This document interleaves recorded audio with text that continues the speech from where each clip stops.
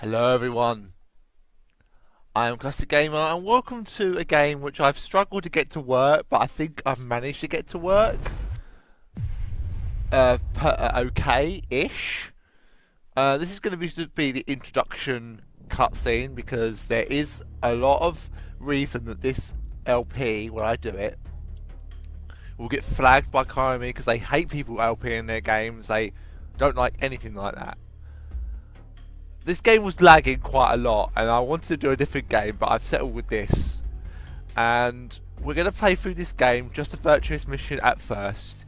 And I'm going to play through the opening cutscene. It's quite a long one, so I probably will mute my mic or whatever and will let it play to you guys. And then once it finishes, I will then just end the video. It won't necessarily be me ending the video like thank you for watching. I'll just be finishing the video and uploading it as an introduction. So this is the introduction to the game, to get that out of the way, because there are a lot of cutscenes in this game. There are a lot of cutscenes, and this game I'm going to be working really hard to edit it as much as I possibly can, with all the running around, all the whatever else I need to do. And yeah, so we're going to start the game, but welcome to, I haven't said it already, but welcome to Metal Gear Solid 3 Subsistence, the extra game that Konami released after the initial original game of this, with a few extra little bits and pieces the game had. If we go to special, oh, it's not on here. It's actually on the other discs. This is disc 1, as you can see. So this has all the, the game or whatever, and it came out with Metal Gear 1 and Metal Gear 2 Solid Snake, the original NES games, remastered, or just not remastered but redone on this particular game. So we're going to start a new game. I'm going to do it on the normal difficulty, so not too hard, not too easy. We're going to do I like Metal Gear 2. And we're going to do it on normal, and this game is very different to the other ones. So what this will be, I was going to do number 2 on PS2, but I decided to do this one. So without further ado, guys, let's start it. Now it might lag during the cutscene. If it does, then I might have to tweak it a little bit more. But if it doesn't, then hopefully you will see the full opening cutscene.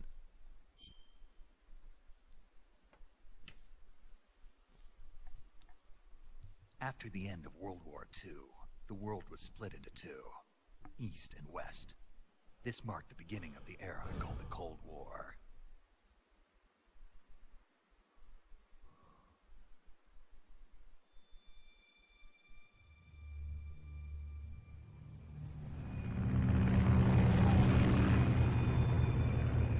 Seems to be alright. It's actually currently running at 30 frames, exactly 30 frames, which is actually really good. I mean, this is actually running really good, and at the moment it looks alright. Now it does have a bit of graphical texturing problems when you actually get into the game, but I don't think that matters too much, unless the frame rate drops completely. Anyway, guys, I'm going to let you enjoy this, and I'm going to be back when it finishes. So I won't be long. I'll be about 5 minutes or so. So hopefully by then it'll be finished. Well, I think it's actually about 10 minutes, but it's not too long.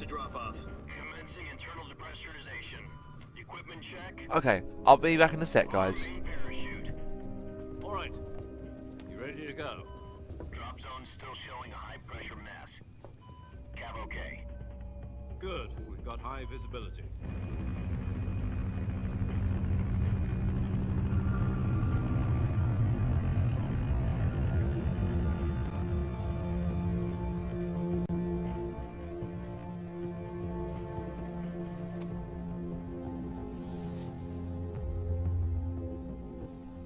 Put out that cigar. Connecting oxygen hose to interior connector. Put on your mask.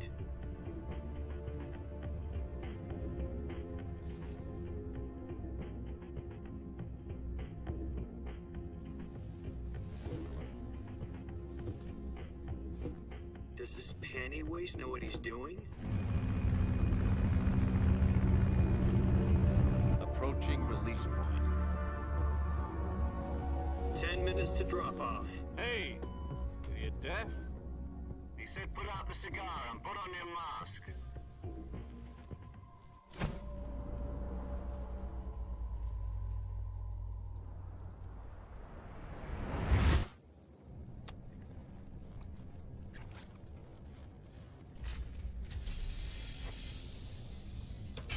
Depressurization complete. Checking oxygen supply. 6 minutes to drop off. Opening rear hatch.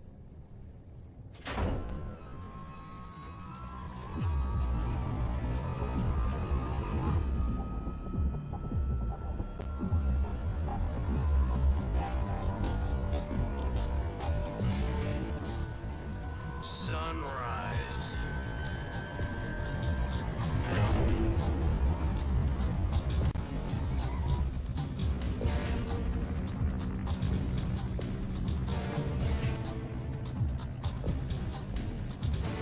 External temperature minus 46 degrees Celsius. 2 minutes to drop off. Stand up.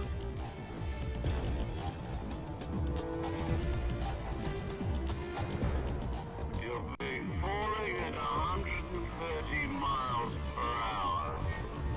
Try not to get frostbite from the wind chill. 1 minute to drop off. Move to the rear. Activate bailout bottle. This is one for the history books. The world's first halo jump. 10 seconds to drop off. Stand by.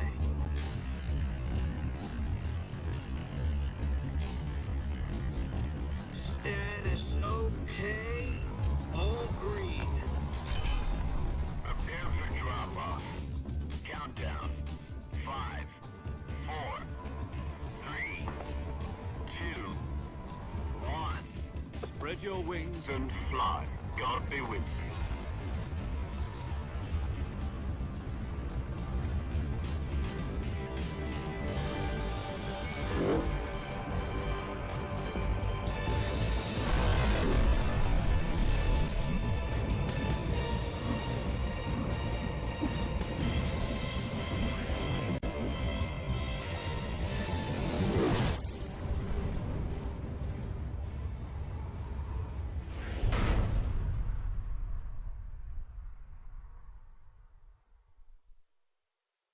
Jack, I've got some important news. The head of the CIA has finally given us the green light for the virtuous mission. Virtual mission? No, the virtuous mission. The future of our Fox unit depends on it. If it succeeds, we'll be officially organized into a unit. Virtuous mission? Sounds like some kind of initiation ritual. You know, don't get cocky. This isn't a training op. Right. So what exactly is this wonderful mission? Well, about 2 years ago, a certain Soviet scientist requested asylum in the West through one of our moles. His name is Nikolai Stepanovich Sokolov. He's head of the OKB-754 Design Bureau, one of the Soviets' top-secret weapon research facilities, and the East's foremost expert on weapons development. Sokolov? Isn't he that famous rocket scientist? The very same. On April the 12th, 1961, the Soviets achieved the first manned spaceflight in history. The Earth was blue, but there was no God. Well spoken. The rocket that carried Yuri Gagarin to orbit was the A-1, known as the Vostok rocket. Sokolov is said to be the man most responsible for the multi-engine cluster used in that rocket. After Gagarin's flight, Sokolov left rocket development to become the head of the newly established Design Bureau. From a lowly technician to head of a design bureau, that's quite a success story. So why do you want to defect? It seems he'd become afraid of his own creations. Afraid? Call it a crisis of conscience. And for that, he left his country and his family behind and went over the fence? Not exactly. One of his conditions was that his family was also to be taken safely to the west. We used a mole to get the family out first, and succeeded in sneaking Sokolov over the Berlin Wall shortly afterwards. I was the one who conducted the operation. The security on the eastern side was still full of holes back then. Then what? We got Sokolov over in one piece, but the whole ordeal had left him exhausted, and we checked him into a hospital in West Berlin. It took him 2 weeks and more than 600 miles to get from the research facility in the Soviet Union to Berlin. He was in no condition to say anything coherent. And it was only a week later that we had something much bigger on our hands. The Cuban Missile Crisis. October the 16th, 1962, President Kennedy received word that the Soviets were in the process of deploying intermediate-range ballistic missiles in Cuba. The President demanded that the Soviets dismantle and remove the missiles. At the same time, he announced a naval blockade to prevent further missile shipments from reaching Cuba. But the Soviets didn't back down, instead placing their armed forces on secondary alert. Soviet transport ships carrying missiles continued on course towards Cuba. US and Soviet forces went on alert for an all-out nuclear war. Frantic negotiations were conducted through the UN's Emergency Security Council and unofficial channels to end the hair-trigger standoff. Finally, on October the 28th, the Soviet Union agreed to remove its missiles from Cuba, and so the world avoided a nuclear holocaust. But in order to get the Soviets to pull their missiles out, we had to make a deal. You mean the one where the US agreed to remove its IRBMs from Turkey? No. The Jupiter IRBMs deployed in Turkey were obsolete, and we were going to get rid of them anyway. They had no strategic value whatsoever to either the US or the Russians. The Turkey deal was a ruse, a cover story that was fed to the other intelligence agencies around the world. So what did the Russians really want? Sokolov. They wanted us to return Sokolov. You mean the Soviets pulled out of Cuba just to get their hands on Sokolov? That's right. What the hell was he working on? At the time, we had no idea. We were running out of time. It was either give up Sokolov or risk full-scale nuclear war. In the end, we had no choice. President Kennedy gave in to Khrushchev's demand. The next day, I got Sokolov out of the hospital, handing him over to agents on the eastern side. Sokolov kept on screaming, "Save me," until he disappeared from my sight. Then, a month ago, we received some new information from one of our moles. About Sokolov? Yes. He was taken back to the research facility and forced to continue working on the weapon in question under KGB supervision. What's more, it's on the verge of completion. So what kind of weapon is it? Something to do with space rockets? No. Missiles. Same technology. I guess you're right. We don't know the details, but it appears to be a new kind of nuclear device. For half a year now, the Soviets have been conducting frequent nuclear tests at Semipalatinsk. Something to do with the weapon, I assume. We're talking about a secret weapon so big that Khrushchev was ready to pull out of Cuba to get it back. Is Sokolov still in the facility? No. According to our intelligence, he's in Tselinoyarsk, a place in the mountains about 3 miles to the west that's known as the Virgin Cliffs. The Virgin Cliffs. Nice name for a virtuous mission. They moved him there just recently. Why? Apparently, they're conducting a field test of the weapon, but it's our best chance to get him back. This mission would never have been possible if he was still in the research facility. This is our last chance. Sokolov must have known that too when he contacted us.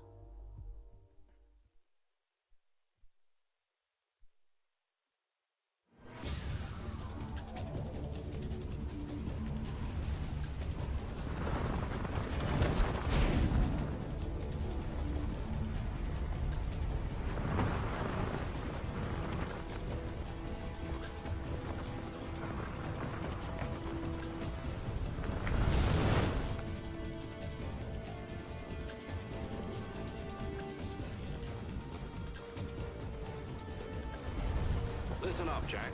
Your mission is to infiltrate Tselinoyarsk in the Soviet mountains, ensure the safety of Sokolov, and bring him back to the West.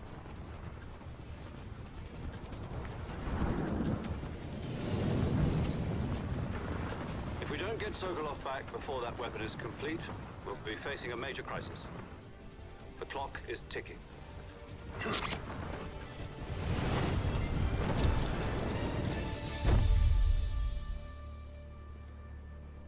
Once we've confirmed the rescue of Sokolov, stand by at the recovery point. A recovery balloon will be dropped at that point. Helium will be pumped into the balloon to inflate it. The process takes about 20 minutes.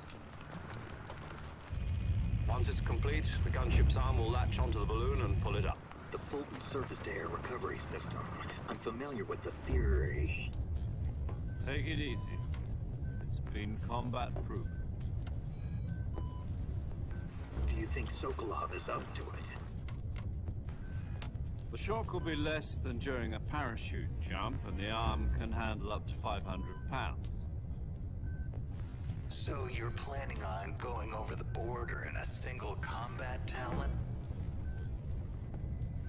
She's equipped with two 6-barrel 20mm Vulcan cannons, as well as two 40mm machine guns. Sounds like she could hold her own against a battalion of tanks.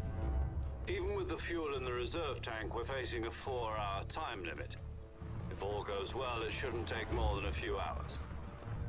Home in time for dinner.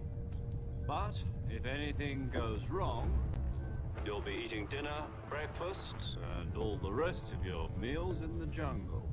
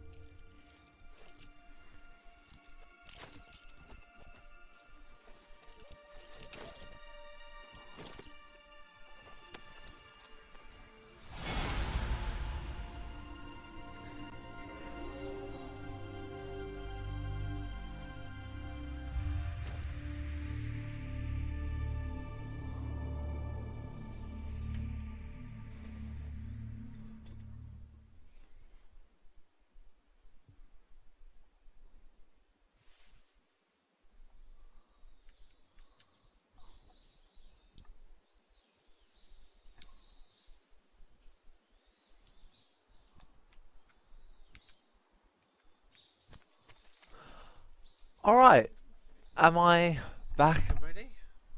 Yes, I am. Well, that was the introduction, guys. And as you can see here, it looks to me like graphical textures, or graphical sort of like... it doesn't look right. Graphically, it looks a bit funny. But it seems to be running alright, but I'm actually gonna... Oh, I can't save it yet. What's wrong? You were expecting something different? Now, go and find Sokolov and get him out of there.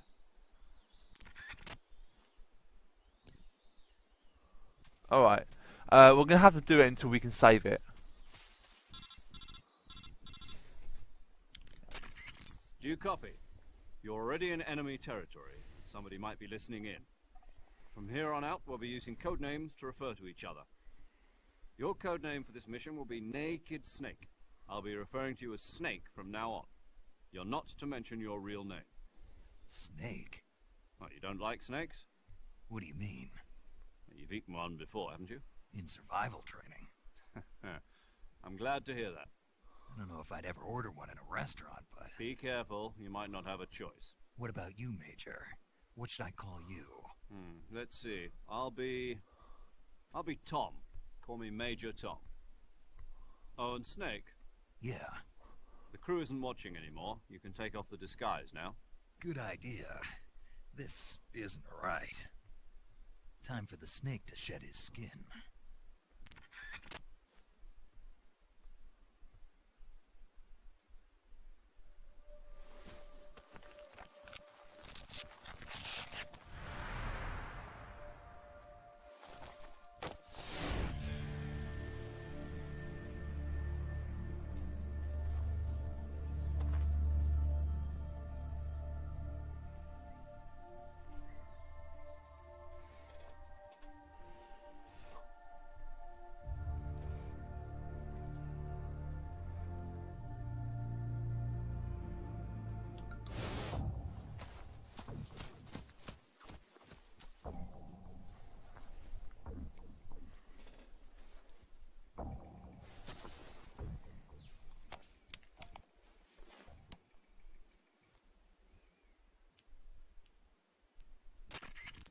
hear me, Major Tom. This is Snake. Kept you waiting, huh? This will be a sneaking mission. You must not be seen by the enemy. You must leave no trace of your presence. Is that clear? This kind of infiltration is the Fox unit's speciality. In other words, weapons and equipment are procured on site. That goes for food as well. You're completely naked, just as your name implies. Great. Now I see why you asked me if I like snakes. I suppose calling me Snake was your idea of a joke, too. No. There's a good reason for that. I'll tell you later when the time is right. Gotcha. Getting back to the subject, how exactly am I supposed to feed myself? You've been issued a knife and a tranquilizer gun. Use them to hunt for food. You'll also find some medical supplies in your backpack. Yeah, about the backpack. I lost it in a tree on the way down. I see. Well, you'd better go back and get it then. You know where it is? No problem. I can see it from here. It's stuck on a branch. To climb a tree, stand in front of a tree that's covered in ivy and press the action button. I'll be monitoring your progress over the radio. We can't risk violating Soviet airspace, but I'll be in the gunship. My frequency is 140.85. I'll give you a call if I need to talk to you. If you need to talk to me, use the send function. Okay, Snake, go get your backpack. Alright guys, I think I'm going to finish that one here. That's been the introduction to the game. Basically our mission is the virtuous mission. Don't walk... Oh shit, I'm right near the edge. That was fucking close. I don't want death just yet, do I? Not right at the start of the bloody LP. Come on, classic. Don't want to die just yet. You know, you might die later on, but we won't go that far. Alright. So, yeah, we're going to call this a video. We can't save it just yet, but we don't need to. So, I'm going to thank you all for watching. I'm not going to edit this one too much because there's no real need. It's just the introduction. There's a lot more cutscene than there is gameplay. So, I'm going to basically go straight away and continue on from this as soon as I finish this video. So, thank you all for watching, guys. And I'll see you all next time. Ta-ta for now.